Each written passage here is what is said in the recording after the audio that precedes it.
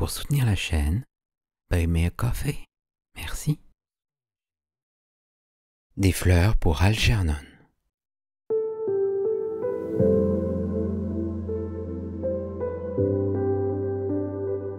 De Daniel Keyes.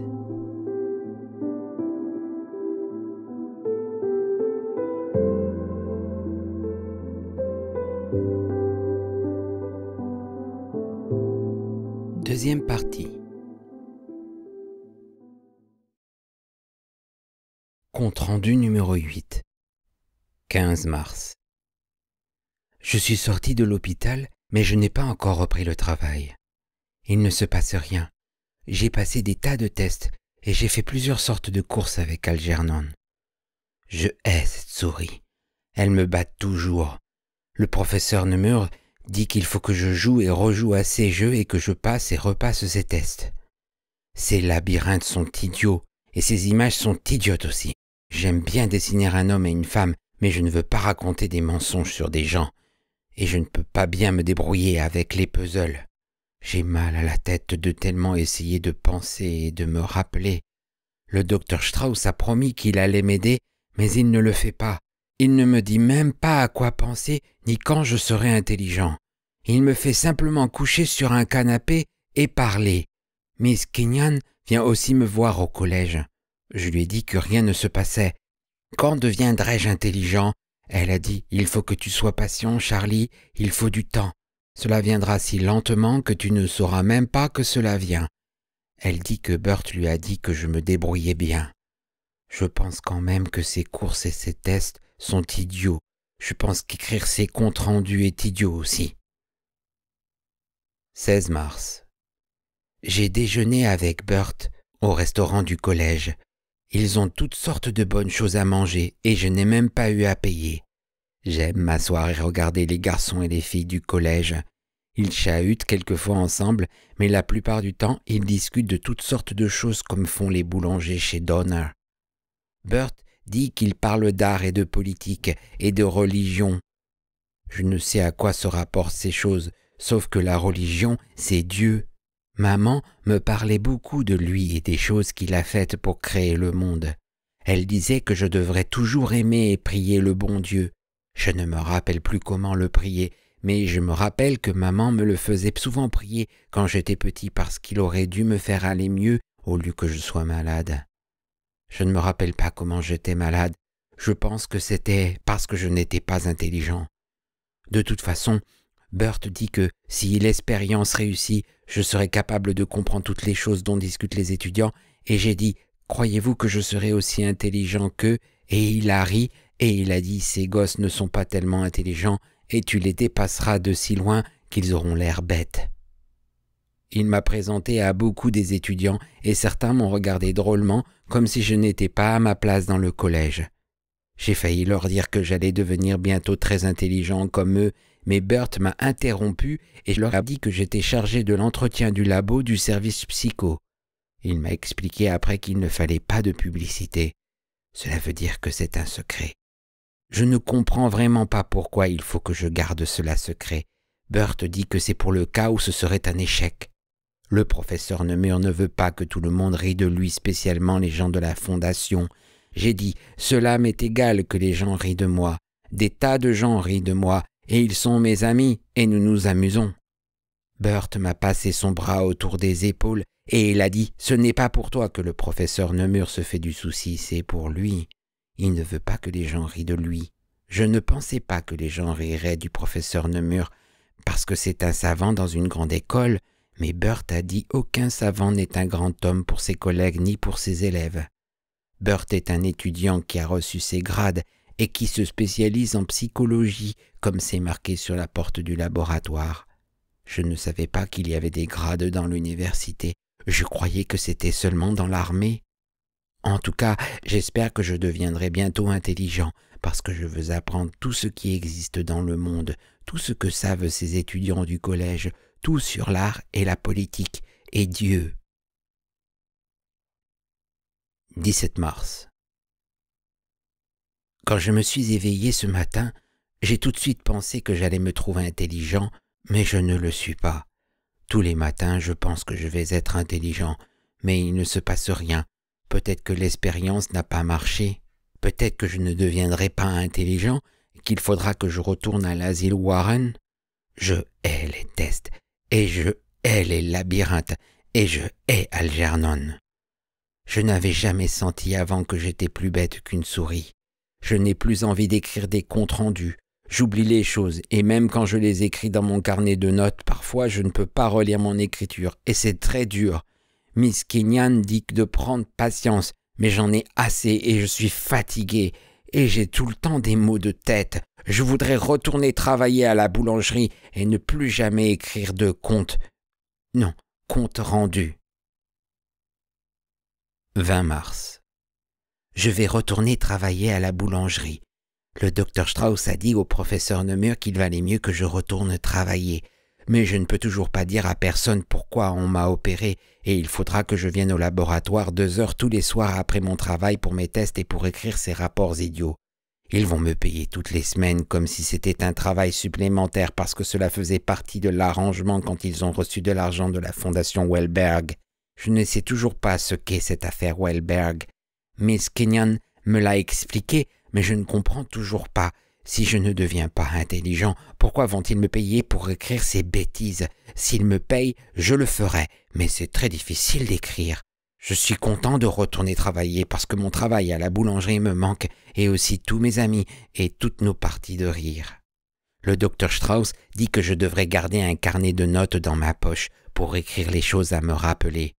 Et je n'ai pas besoin de faire un compte-rendu tous les jours, mais seulement quand je pense à quelque chose ou qu'il m'arrive quelque chose de spécial. Je lui ai dit que rien de spécial ne m'arrive jamais et il ne semble pas non plus qu'après cette expérience spéciale, il m'arrive quelque chose. Il a dit « Ne te décourage pas, Charlie, parce que cela prend longtemps et que cela vient lentement et tu ne peux pas le remarquer tout de suite. » Il m'a expliqué comme il a fallu longtemps pour Algernon avant qu'elle devienne 3 fois plus intelligente qu'elle l'était avant. C'est pourquoi Algernon me bat toujours dans cette course du labyrinthe, parce qu'elle a eu elle aussi cette opération. C'est une souris spéciale, le premier animal qui reste intelligent si longtemps après l'opération. Je ne savais pas que c'était une souris spéciale. Cela fait une différence. Je pourrais probablement traverser ce labyrinthe plus vite qu'une souris ordinaire. Peut-être qu'un jour, je battrai Algernon. Eh bien, ça sera quelque chose. Le docteur Strauss dit que jusqu'à maintenant, on dirait qu'Algernon pourrait rester définitivement intelligente et il dit que ce serait une bonne chose parce que nous avons eu tous les deux la même opération. 21 mars. Nous nous sommes bien amusés à la boulangerie aujourd'hui. Carp a dit « Hé, regardez où Charlie a eu son opération. Qu'est-ce qu'ils t'ont fait, Charlie? Ils t'ont mis un peu de cervelle ?» J'ai failli leur dire que j'allais devenir intelligent, mais je me suis rappelé que le professeur Nemur avait dit non. Puis Frank Rayleigh a dit « Qu'est-ce que tu as fait, Charlie? Tu as ouvert une porte la tête la première ?» Cela m'a fait rire. Ils sont mes amis et ils m'aiment bien. Il y a beaucoup de travail en retard et ils n'ont pris personne pour nettoyer parce que c'était mon boulot, mais ils ont pris un nouveau garçon, Ernie, pour faire les livraisons que j'avais toujours fait. Mr. Donner a dit qu'il avait décidé de ne pas le renvoyer tout de suite pour me donner une chance de me reposer et de ne pas travailler aussi dur. Je lui ai dit que j'allais très bien et que je pouvais faire les livraisons et nettoyer comme je l'avais toujours fait, mais Mr. Donner dit qu'on gardera le garçon. J'ai dit alors « Qu'est-ce que je vais faire ?» Et Mr. Donner m'a tapé sur l'épaule et il m'a dit « Charlie, quel âge tu as ?» Je lui ai dit « 32 ans, bientôt 33 à mon prochain anniversaire. Et depuis combien de temps tu es ici ?» Il a dit. Je lui ai dit « Je ne sais pas. » Il a dit « Tu es arrivé ici il y a 17 ans. Ton oncle Herman, que Dieu ait son âme, était mon meilleur ami. Il t'a amené et m'a demandé de te laisser travailler ici et de m'occuper de toi le mieux que je pourrais. Et quand il est mort 2 ans après et que ta mère t'a fait mettre à l'asile Warren, j'ai obtenu qu'il te confie à moi en placement de travail à l'extérieur. Cela fait 17 ans, Charlie, et je veux que tu saches que le métier de boulanger n'est peut-être pas tellement merveilleux, mais comme je dis toujours, tu as ici un boulot jusqu'à la fin de tes jours. Alors, ne sois pas inquiet que je prenne quelqu'un à ta place. Tu n'auras jamais à retourner à l'asile Warren. Je ne suis pas inquiet, mais pourquoi il a besoin d'Ernie pour faire les livraisons et travailler ici, alors que j'ai toujours bien livré les paquets? Il dit ce garçon a besoin de gagner sa vie, Charlie, alors je vais le garder comme apprenti pour lui apprendre le métier de boulanger. Tu peux être son aide et lui donner un coup de main pour les livraisons quand il en a besoin. Je n'ai jamais été l'aide de personne avant. Ernie est très intelligent, mais les autres à la boulangerie ne l'aiment pas tellement. Ils sont tous mes amis et nous avons ensemble de bonnes parties de rire et de blagues. Parfois quelqu'un dit « Hé, écoute ça, Frank ou Joe, ou même Gimpy, cette fois c'est bien du Charlie Gordon. » Je ne sais pas pourquoi il dit ça, mais il rit toujours et je ris moi aussi. Ce matin, Gimpy, c'est le chef boulanger et il a un mauvais pied et il boite. Il s'est servi de mon nom en attrapant Ernie parce qu'Ernie avait perdu un gâteau d'anniversaire.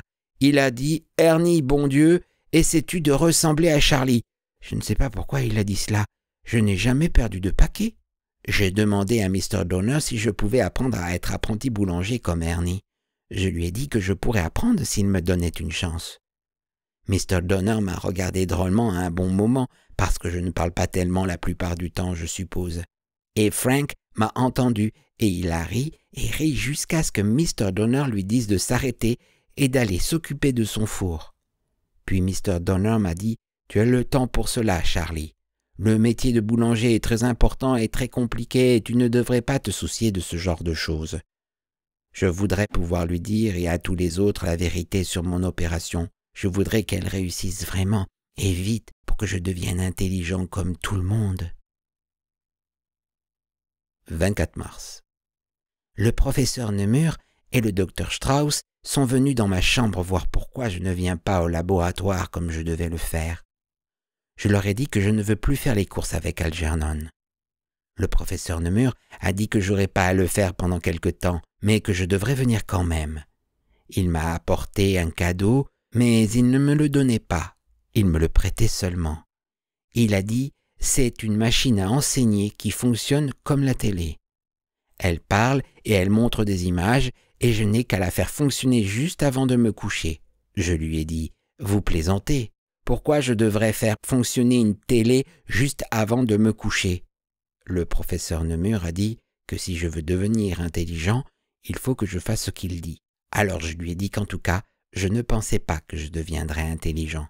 Alors le docteur Strauss s'est approché, il a posé sa main sur mon épaule et il a dit « Charlie, tu ne le sais pas encore, mais tu deviens tous les jours de plus en plus intelligent. Tu ne le remarqueras pas pendant un certain temps, pas plus que tu ne vois bouger l'aiguille de l'heure sur la pendule. Mais c'est ainsi que cela se passe pour les changements qui se font en toi. Ils se produisent si lentement que tu ne t'en aperçois pas, mais nous pouvons les suivre d'après tes tests et la manière dont tu agis et dont tu parles et tes comptes rendus. » Il a dit « Charlie, il faut que tu aies confiance en nous et en toi-même. Nous ne pouvons pas être certains que ce soit définitif, mais nous sommes persuadés que bientôt tu seras un jeune homme très intelligent. » J'ai dit « Bon. » Et le professeur Nemur m'a montré comment faire fonctionner cette télé, qui en réalité n'est pas une télé. Je lui ai demandé ce qu'elle faisait. Il a d'abord eu l'air fâché parce que je lui demandais de m'expliquer, puis il m'a dit de faire simplement ce qu'il me disait. Mais le docteur Strauss a dit qu'il devait m'expliquer parce que je commençais à contester l'autorité. Je ne sais pas ce que cela veut dire. Le professeur Nemur a eu l'air d'être prêt à se mordre les lèvres. Puis il m'a expliqué très lentement que la machine ferait un tas de choses dans mon esprit. Des choses qu'elle ferait juste avant que je m'endorme, comme par exemple de m'apprendre des choses quand j'aurai grand sommeil, et même un peu après, quand je commencerai à m'endormir, je continuerai à l'entendre parler, même si je ne vois plus les images. D'autres choses aussi la nuit, elle est censée me faire avoir des rêves et me rappeler des choses qui se sont passées il y a longtemps quand j'étais tout petit. Cela m'effraie. Ah oui, j'oubliais. J'ai demandé au professeur Nemur quand je pourrais retourner au cours d'adultes de Miss Kenyon, et il a dit que bientôt Miss Kenyon viendra au service des tests du collège pour me donner spécialement des cours. Je suis très content de cela. Je ne l'ai pas beaucoup vue depuis l'opération, mais elle est gentille. 25 mars. Cette bête de télé m'a empêché de dormir toute la nuit. Comment peut-on dormir avec un truc qui vous hurle des choses bêtes dans les oreilles? Et ces images encore plus bêtes. Oh là là, je ne comprends pas ce qu'elle raconte quand je suis éveillé, Alors je me demande comment je le comprendrai quand je dors. Je l'ai demandé à Burt et il dit que ça marche bien. Il dit que mon cerveau enregistre juste avant que je dorme et que cela m'aidera quand Miss Kenyon commencera à me donner des leçons au service des tests. Le service des tests n'est pas un hôpital pour les animaux comme je le croyais avant. C'est un laboratoire pour la science. Je ne sais pas ce que c'est que la science, sauf que je l'aide avec cette expérience. En tout cas, je ne comprends rien à cette télé. Je la trouve bête. Si on peut devenir intelligent en allant dormir, alors pourquoi les gens vont-ils à l'école? Je ne crois pas que ce truc marchera. J'avais l'habitude de regarder la télé très tard avant d'aller dormir et cela ne m'a jamais rendu intelligent. Peut-être qu'il n'y a que certains films qui vous rendent intelligent. Peut-être par exemple les jeux à la télé. 26 mars. Comment est-ce que je ferais pour travailler le jour si ce truc continue de me réveiller la nuit? Au beau milieu de la nuit, je me suis réveillé et je n'ai pas pu me rendormir parce qu'il répétait « Rappelle-toi, rappelle-toi, rappelle-toi ». Je me rappelle quelque chose. Je ne me rappelle pas exactement, mais il s'agissait de Miss Kenyon et du cours où j'ai appris à lire et comment j'y suis allé. Une fois, il y a longtemps, j'avais demandé à Joe Carp comment il avait appris à lire et si je pourrais apprendre à lire moi aussi. Il rit comme il le fait toujours quand je dis quelque chose de drôle et a dit « Charlie, pourquoi perdre ton temps? Ils ne peuvent pas mettre de la cervelle où il n'y en a pas. » Mais Fanny Burden m'avait entendu et elle a demandé à son cousin qui est étudiant au collège Beekman et elle m'a parlé du cours pour adultes retardés au collège Beekman. Elle a écrit le nom sur un papier et Frank a ri et il a dit « Ne va pas devenir tellement savant que tu ne voudras plus parler à tes vieux amis. » J'ai dit « Ne crains rien, je garderai toujours mes vieux amis même si je peux lire et écrire. » Il riait et Joe Carp riait, mais Gimpy est arrivé et leur a dit de retourner faire des petits pains. Ce sont tous de bons amis pour moi. Après le travail, je suis allé à pied à l'école et je n'étais pas rassuré. J'étais si content à l'idée que j'allais apprendre à lire que j'ai acheté un journal pour le ramener à la maison et le lire après que j'aurais appris. Quand j'y suis arrivé, c'était un très grand hall avec des tas de gens. J'ai eu peur de dire quelque chose qu'il ne fallait pas à quelqu'un et j'ai voulu retourner à la maison, mais je ne sais pas pourquoi j'ai fait demi-tour et je suis de nouveau entré. J'ai attendu jusqu'à ce que presque tout le monde soit parti, sauf quelques personnes qui allaient à une grande pendule comme celle que nous avons à la boulangerie, et j'ai demandé à la dame si je pouvais apprendre à lire et à écrire parce que je voulais lire tout ce qui était dans le journal et je lui ai montré. C'était Miss Kenyon, mais je ne le savais pas alors. Elle a dit « Si vous revenez demain et que vous vous inscrivez, je commencerai à vous apprendre à lire. Mais il faut que vous compreniez que cela prendra longtemps pour apprendre à lire. » Je lui ai dit que je ne savais pas que cela prenait si longtemps, mais que je voulais apprendre quand même parce que je faisais souvent semblant. Je veux dire, faire croire aux gens que je savais lire, mais ce n'était pas vrai et je voulais apprendre. Elle m'a serré la main et a dit « Enchanté, Mr. Gordon, je serai votre professeur. Je m'appelle Miss Kenyon. » C'est donc là que je suis allé pour apprendre et c'est comme ça que j'ai rencontré Miss Kenyon. C'est difficile de penser et de se rappeler, et maintenant, je ne dors plus très bien. Cette télé fait trop de bruit. 27 mars.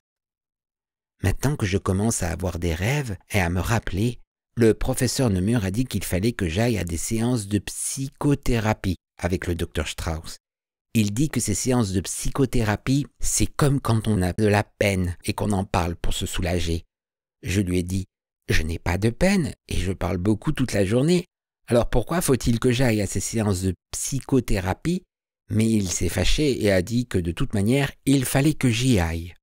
Ce qu'est cette thérapie, c'est que je dois me coucher sur un canapé et le Dr Strauss s'assoit dans un fauteuil près de moi et je lui parle de tout ce qui me passe dans la tête. Pendant un long moment, je n'ai rien dit parce que je ne pouvais pas penser à quelque chose à dire. Puis je lui ai parlé de la boulangerie et de ce qu'on y fait, mais c'est idiot pour moi d'aller dans son cabinet et de me coucher sur le canapé pour parler, puisque de toute façon, j'écris dans les comptes rendus et qu'il peut les lire. Alors, aujourd'hui, j'ai apporté mon compte rendu et je lui ai dit que peut-être il pourrait le lire et que je pourrais faire un petit somme sur le canapé. J'étais très fatigué parce que cette télé m'avait empêché de dormir toute la nuit, mais il a dit non, ça ne marche pas comme ça. Il faut que je parle. Et j'ai parlé, mais je me suis endormi quand même sur le canapé au beau milieu de la séance. 28 mars. J'ai mal à la tête. Ce n'est pas à cause de cette télé cette fois. Le docteur Strauss m'a montré comment régler la télé très bas, et maintenant je peux dormir. Je n'entends plus rien, et je ne comprends toujours pas ce qu'elle dit. Quelquefois, je la fais répéter le matin pour voir ce que j'ai appris avant de m'endormir et pendant que je dormais, et je ne connais même pas les mots. Peut-être c'est une autre langue ou je ne sais quoi. Pourtant, la plupart du temps, on dirait de l'américain, mais elle parle trop vite. J'ai demandé au docteur Strauss quel intérêt cela a de devenir intelligent quand je dors alors que je veux être intelligent quand je suis éveillé. Il dit que c'est la même chose, que j'ai deux esprits. Il y a le subconscient et le conscient. C'est comme cela que ça s'écrit. Et l'un ne dit pas à l'autre ce qu'il fait. Ils ne se parlent même pas l'un à l'autre. C'est pourquoi je rêve. Ah, alors ce que j'ai eu de drôles de rêves. Oh là là, toujours depuis cette télé de nuit. J'ai oublié de demander au docteur Strauss si c'est seulement moi qui ai deux esprits comme ça. Je viens de regarder le mot dans le dictionnaire que le docteur Strauss m'a donné. Subconscient, adjectif, se dit des processus psychologiques qui échappent à la conscience. Par exemple, un conflit subconscient de désir. Il n'y en a plus long, mais je ne sais toujours pas ce que cela veut dire. Ce n'est pas un très bon dictionnaire pour des gens bêtes comme moi. En tout cas, le mal de tête vient de la soirée au Halloran's Bar. Joe Carp et Frank Reilly m'ont invité à y aller avec eux après le travail pour prendre quelques verres. Je n'aime pas boire du whisky, mais ils disaient que nous nous amuserions beaucoup. Je me suis bien amusé, on a joué à des jeux, j'ai dansé sur le bar avec un abat-jour sur la tête et tout le monde riait. Puis Joe Carp a dit que je devrais montrer aux filles comment je nettoie les toilettes à la boulangerie, et il m'a donné un balai. Je leur ai montré, et tout le monde a ri quand je leur ai dit que Mr. Donner disait que pour l'entretien et les courses, j'étais le meilleur ouvrier qu'il ait jamais eu parce que j'aime mon travail, et que je le fais bien, et que je n'ai jamais eu de retard ni d'absence, sauf pour mon opération. J'ai dit que Miss Kenyon me dit toujours « Charlie, sois fier de ton travail parce que tu le fais bien ». Tout le monde a ri, et Frank a dit « Cette Miss Kenyon doit être un peu tapée si elle en pince pour Charlie ». Et Joe a dit « Hey Charlie, est-ce que tu te l'envoies ?» J'ai dit que je ne savais pas ce que cela veut dire. Ils m'ont fait boire des tas de verres, et Joe a dit « Charlie est sans cesse quand il a un coup dans l'aile ». Je pense que cela veut dire qu'il m'aime bien. On passe de bons moments ensemble, mais je suis impatient d'être intelligent comme mes meilleurs amis Joe Carp et Frank Reilly. Je ne me rappelle pas comment la soirée s'est terminée, et ils m'ont dit d'aller voir au coin de la rue s'il pleuvait, et quand je suis revenu, il n'y avait plus personne. Peut-être qu'ils étaient partis me chercher. Je les ai cherchés partout tard dans la nuit, mais je me suis perdu et j'étais fâché après moi de m'être perdu parce que je parie qu'Algernon pourrait aller et venir 100 fois dans toutes ces rues sans jamais se perdre comme moi. Et puis, je ne me rappelle plus très bien, mais Mrs. Flynn dit qu'un gentil agent de police m'a ramené à la maison. La même nuit, j'ai rêvé de ma mère et de mon père, seulement je ne pouvais pas voir le visage de ma mère, il était tout blanc et flou. Je pleurais parce que nous étions dans un grand magasin et j'étais perdu et je ne pouvais pas les retrouver. Et je courais dans toutes les allées entre les grands comptoirs dans le magasin. Puis un monsieur est venu et m'a emmené dans une grande pièce où il y avait des bancs et il m'a donné une sucette. Et il m'a dit qu'un grand garçon comme moi ne devait pas pleurer et que ma mère et mon père viendraient me chercher. En tout cas, c'est cela mon rêve. Et j'ai un fort mal de tête et une grosse bosse sur le crâne et des bleus partout. Joe Carp dit que j'ai dû rouler par terre ou que l'agent de police m'a tapé dessus. Je ne pense pas que les agents de police font des choses comme ça, mais en tout cas, je pense que je ne boirai plus de whisky. 29 mars. J'ai battu Algernon.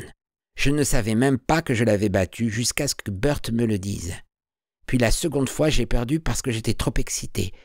Mais après ça, je l'ai battu 8 fois de suite. Je dois commencer à devenir intelligent pour battre une souris aussi intelligente qu'Algernon, parce que je ne me sens pas plus intelligent. Je voulais encore continuer à faire la course, mais Burt a dit que c'était assez pour cette fois. Il m'a laissé tenir Algernon 1 minute dans ma main. Algernon est une gentille souris, douce comme du coton. Elle clignote des yeux et quand elle les ouvre, ils sont noirs et roses sur les bords. J'ai demandé « Est-ce que je peux lui donner à manger parce que cela me faisait de la peine de l'avoir battue et que je voulais être gentil avec elle et qu'on devienne amis ?» Burt a dit « Non, Algernon est une souris très spéciale qui a eu une opération comme la mienne.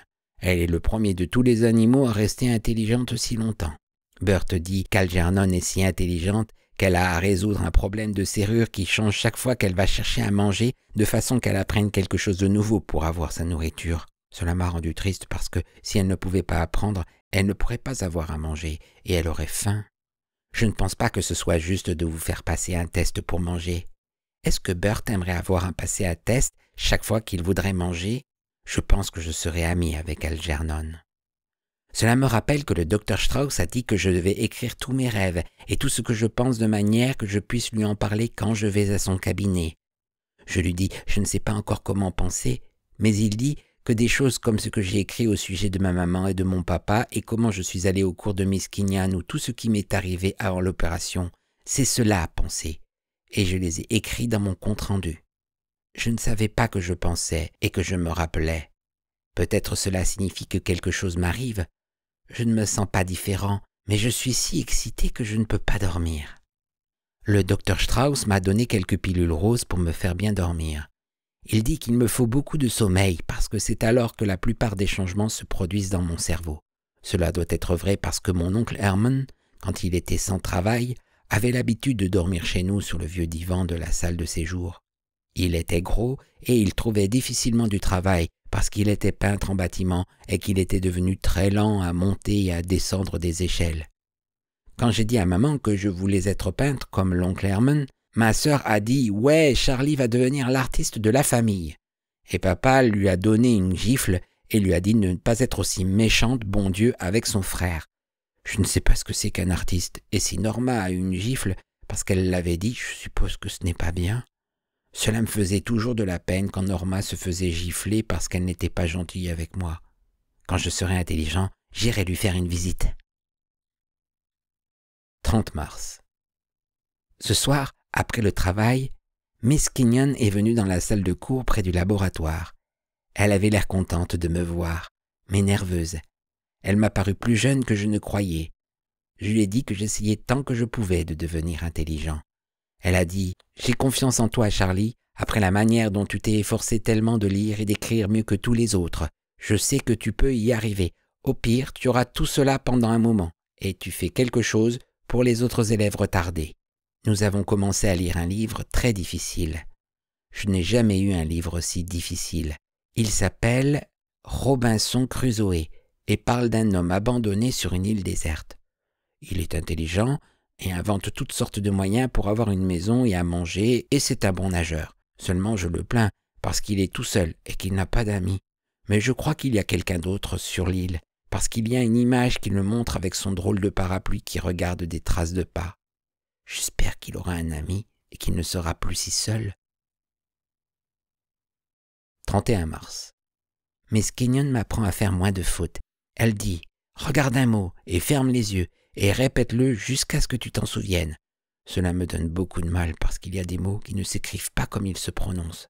Et je les écrivais comme ils se prononcent avant de devenir intelligent.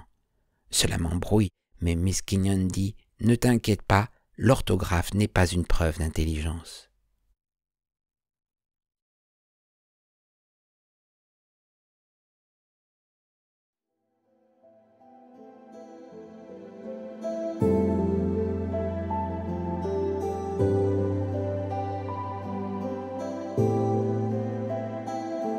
C'était Des fleurs pour Algernon de Daniel Keyes. Deuxième partie.